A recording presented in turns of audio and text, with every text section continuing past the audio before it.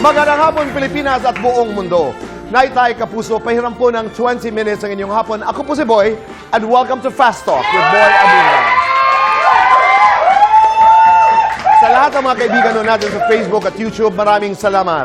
Sa lahat ng mga nakikinig po sa DZBB, Spotify, Apple Podcasts, welcome to your program. Happy birthday to our Assistant Vice President, GMA Entertainment Group, Miss Enri Kalaykay. Enri, happy birthday! At simula ngayong Lunes po, mapapanood nyo ang Fast Talk with Boy Abunda sa mas maagang time slot. 4:05 ng hapon na tayo, pagkatapos po ng kamao. Umpisan po natin ang ating programa ngayong hapon sa ating isang kwento for today's talk. Handang-handa na ang SB19 na ipakita sa buong mundo ang husay ng mga Pilipino sa larangan ng musika. Nakatakdang mag-perform ang SB19 sa Lollapalooza sa Chicago, USA. Bukas po yan, July 30. Sila ang unang Filipino group na magpe-perform sa Lollapalooza na isa sa pinakamalaking musical festivals sa buong mundo. Layunin ng SB19 sa pamamagitan ng kanilang performance ay maipakilala nila ang musika at kultura ng mga Pinoy sa buong mundo. Puspusan po ang pag-iensayo ng SB19 para sa Lollapalooza, and during the rehearsal sa Chicago, nakausap sila ng GMA Pinoy, TV, at narito ang kanilang pahayag. Panoorin po natin ito. Performing for 7 years, and one of our goals is to really perform at the biggest stages.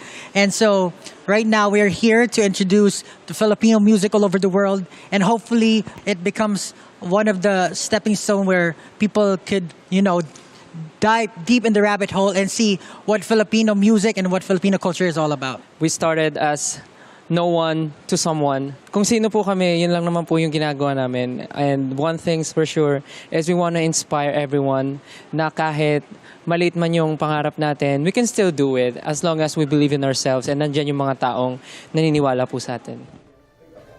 Congratulations! Parang blooming si Stel. Oo. Pablo and everybody, we miss you, SB19, and good luck.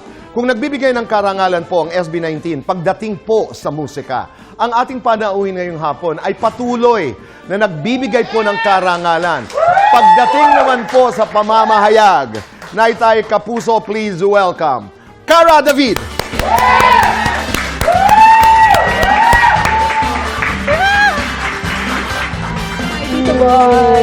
Maraming salamat for being here again. Thank you. Please, thank you very much. Po.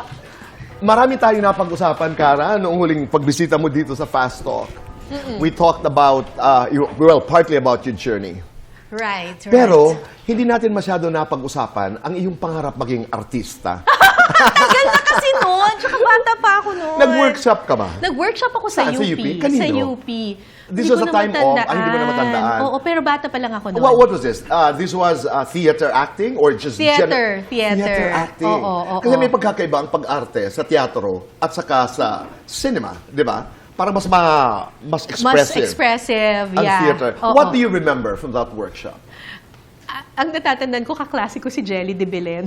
Talaga in that workshop. Yes! Okay. Tapos siya yung bida dun sa theater play. Pero, And what was your role? Do you remember? Extra. Ako yung isa sa mga taga-suklay ng buhok ni Jelly, mga ganon.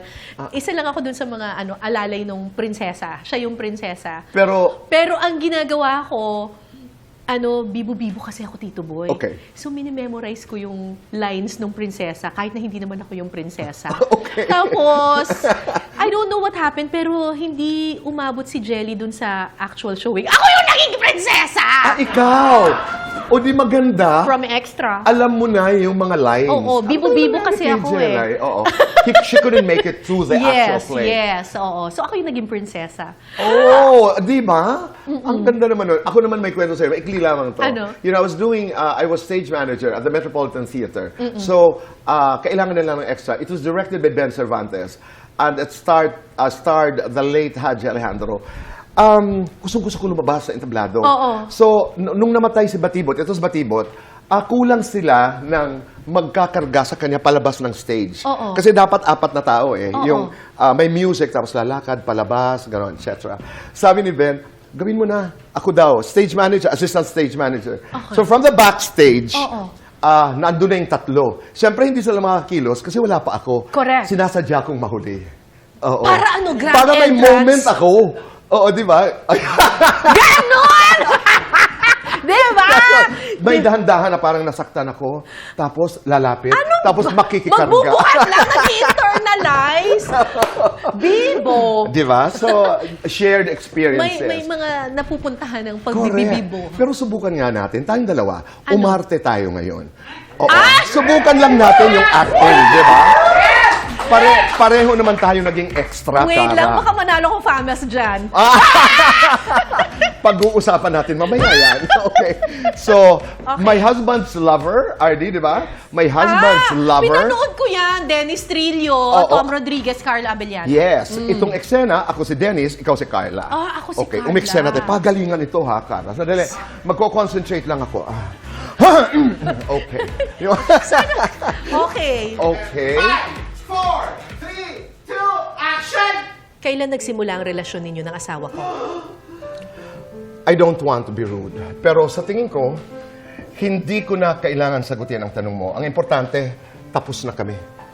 Ginawa ninyo akong tanga. Tapos ngayon, pareho kayong naduduwag? Ayaw niyong sagutin yung mga tanong ko? Lali, wala naman akong obligasyon na... Bakit wala? Alam mong asawa ko si Vincent, pero nilandi mo pa rin. Tapos ngayon sasabihin mo wala kang obligasyon? Pasalamat ka, lalaki ka, Eric. Or boy.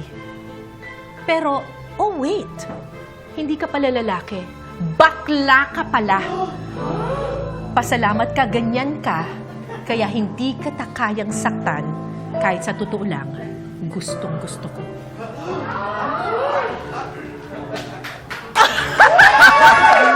Dali. Galing mo, ha? Dali lang, ha? I'm serious. My God, your sense of truth is so strong. Ay, ako'y nananawagan po sa lahat ng mga nagkakast ng teleserye ngayon. Abay, napanood niyo po kung anong kayang gawin. In-internalize ko lang po. Galing. Kasi dapat bawal nilalandi yung asawa. Oo. Mag-ingat po yung mga balak manlandi sa asawa ko. Lahat may laman. Pero Cara, alam mo, especially in the age of social media, marami pa rin tayong mga kaibigan ng mga journalists na who are not open about their lives. I'm not saying that you're very, very open, but, you know, compared to the others, you're more bukas. Bakit? Hindi ko mapigilan lang talaga, Tito Boy. Sorry. At gustong-gusto naman ng tao. Actually, sa totoo lang, nagpapasalamat ako sa social media. Kasi, alam mo naman na dati, ang tingin natin sa media kailangan prim, proper, serious, etc. Tapos parang feeling ko, merong part of me na hindi ko na ilalabas. But because of social media where you have, pwede kang ilabas kung sino ka, pwede kang tumawa, humalakhak, etc. Ayun, I'm happier right now kasi I'm able to show all sides of me. Oo. Na pwede akong maging serious, pwede akong maging proper, prim, etc. Pwede akong maging matapang, pwede akong maging brusko, pwede rin akong tumawa. Yeah. Ang dating sa akin, ang take-away ko naman doon ay hindi apektado with your experience and with what I am watching. Walang kinalaman sa pagiging bukas, sa pagtawa, sa minsan ay pakikipagbiruan, lukuhan, ang kredibilidad. Credibility has nothing to do with it. Kasi ang credibility ay life work mo yan. Correct. Oo. It's your life work. Ito yung Tama. pinaghihirapan mo sa loob ng mahabang panahon. At hindi yun mawawala ng isang ganon just because humalakhak ka ng malakas. At saka the consistent. But you know, there was a time when, bumalik pa tayo noong mga kapanahonan ni Walter Cronkite. Diba? This is the voice, that annotated the man's landing in the moon. Naalala natin yun na there were expectations. But ilayo natin kanina, tabi-tabi po sa mga bata na nanonood, sabi mo, beware ang mga naglalandi sa aking asawa.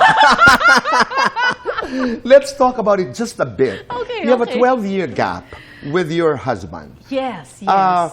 Has that been an issue? Ang issue lang siguro doon ay hindi kami nagkaroon ng biological na anak namin kasi when we Is that an issue even? nung nagkakilala kami, hindi na okay. ako pwedeng magbuntis kasi Okay. masyado na akong matanda. Pero ang nagustuhan ko kasi sa asawa ko, tinuring niya talagang anak niya yung anak ko.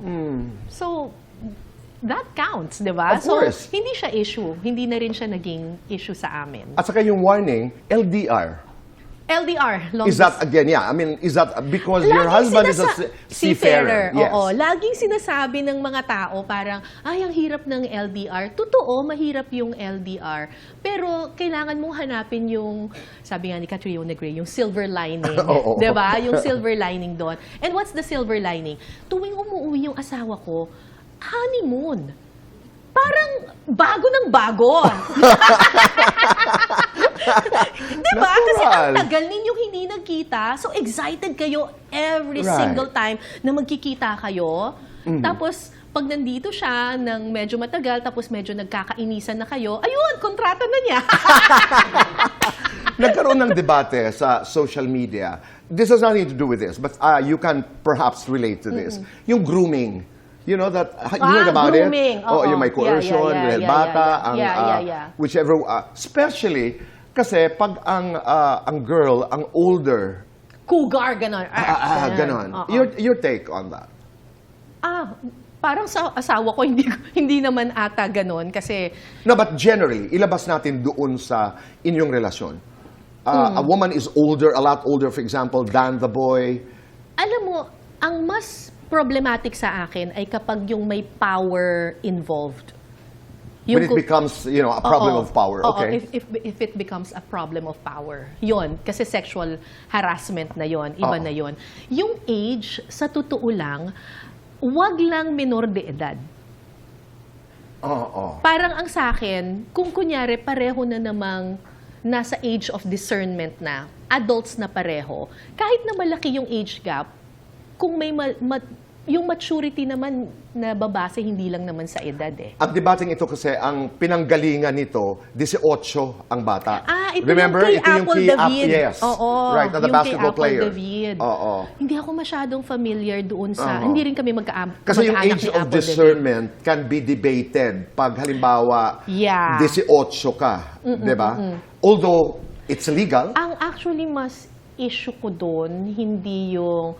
Sorry, hindi ko naman sa inaano si Apple ha, pero ang mas issue ko doon, hindi yung age gap. Ang mas issue ko doon yung, kasi journalist siya, tapos nire-report niya. Okay. Tapos, di ba, you shouldn't have relations with your case studies or Oo. with... You share with the same workplace, in other words. with the same. Di ba? Oo. Parang, paano na yung pagiging objective mo doon sa nire-report mo? Sa reportage kung, mo. Kung may relasyon ka doon sa iyong I get your case point. study. I get your Parang point. mas doon ako ganon. Okay. Yun. Another point that I wanted to discuss with you, which I started to talk to you about prior to the show, you've been very open also about your bipolar experience. I mean, is that the proper Yes. word to, your Condition. yes, that's right, your bipolar condition. Marami ang nagdadaan sa ganitong pagkakataon. I know we don't have the time in the world, but what is your most important message to people going through and the support system and the family? Ako lagi ko itong sinasabi, Tito Boy, na yung bipolar, while it's called bipolar disorder, if you learn to accept it and you learn to seek the right help, it's a gift. It's not a curse. It's a condition. It is called a disorder. Pero in my case, dahil natuto akong yakapin yung aking condition at humingi ako ng tulong sa mga doktor at pinaliwanag ito sa aking pamilya, I actually view it as a gift. It's my superpower. Ganda nung pagkalatag mo. Kasi po, Tito Boy, yung bipolar, you have two phases. You have phase na manic ka, Okay. tas meron kang phase na depressive ka. Yung manic ka, that's the time that you're super creative, super mabilis mag-isip, ang lakas ng loob mo, all those things. Pag managed well, 'Diba? So, parang ako actually, kapag nandun ako sa point na medyo mataas, bilis ko mag-isip. Ang bilis ko magsulat ng script. I'm more bold, mas malakas ang loob kong gumawa ng mga bagay-bagay. Okay. Pero kailangan i-manage mo siya para hindi ka umabot sa sobrang manic na magka-crash. But you ka can't na. do it alone. You Kailangan can't mo do ang it pamilya, alone. kailangan mo ang doktor. Kailangan ng doktor. So you need that Oo. engagement, that relationship At with sana yung important people. community, Tama. hindi kami tinitingnan as Tama. baliw, luka-luka, krung-krung, yung Oo. ganon. Kasi kung matututo kang tanggapin mo yung condition mo, Oo. you can make it work for you, not against you. Okay. There are two major issues na kailangan pa natin pag-usapan. Hindi pwedeng hindi pag-usapan. Una, yung the famous controversy kung saan kayo nagtay ni Ivana Alawi for best host for public service. And of course, that Yes. controversy about the eyewitness episode that you did. Ito yung sa Zambales. Na may kinalaman kay Boss Toyo and you know Yes. that whole controversy. Ano ang kwento sa likod ng mga kontrobersiyang ito? Ang kasagutan po sa pagbabalik ng Fast Talk with Boy Abunda.